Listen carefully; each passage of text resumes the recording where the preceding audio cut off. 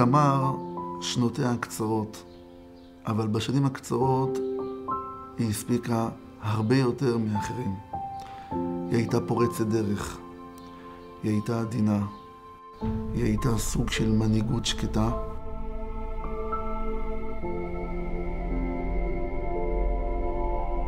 מאוד מסוכן לאמץ דרך של אדם בעל שיעור קומה.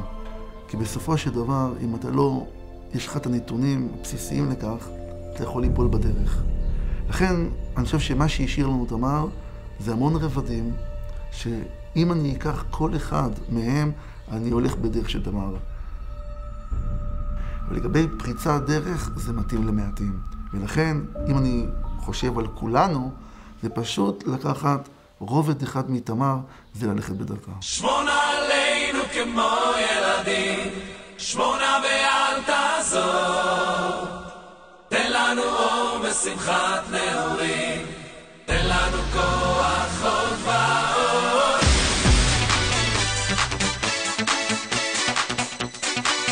ואל תעזור. אני רוצה לסיים בתפילה קטנה.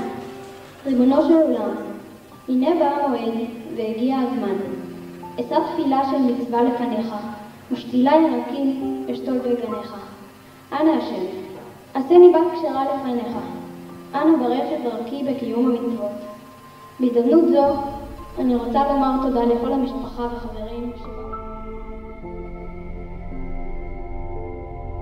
קצת אחרי חנוכה של השנה השנייה, שהיא בעלומים, היא מחליטה שזה לא מספיק. היא רוצה לתרום יותר למדינה, מבחינתה זה שירות נחמד וטוב וחשוב ומשמעותי, אבל היא צריכה להתגייס לצבא. היא רוצה את השירות המשמעותי בצבא, להיות עם עם ישראל ולהכיר את עם ישראל ולתרום לעם ישראל בצבא. ללבוש את המדים, הגאווה הזו, האהבה הזו לעם ישראל, יש לזה המון ביטויים בזה שאתה לובש מדים, שאתה מדי צה"ל, פאצ' עם הדגל, כל הדברים האלה מאוד התאימו לה, זה היה מאוד מאוד תמר. וזה החיבור לאדמה, לשורשים, זה האהבה לתכלס, למדינה הזו, להיותנו פה.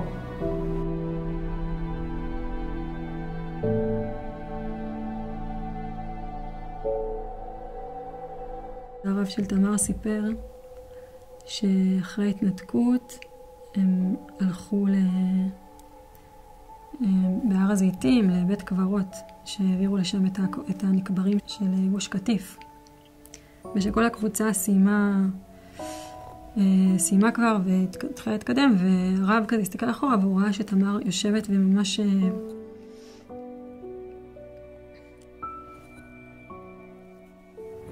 ממררת בבכי.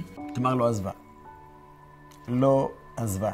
זאת אומרת, היא נדבקה למקום, אני זוכר אותה, מתנדנת כמו לולב, ובבכי קורע לב, קורא תהילים שמה, ולא מוכנה לעזוב. כולם כבר מתרחקים. אמרנו, טוב, בוא נניח לה.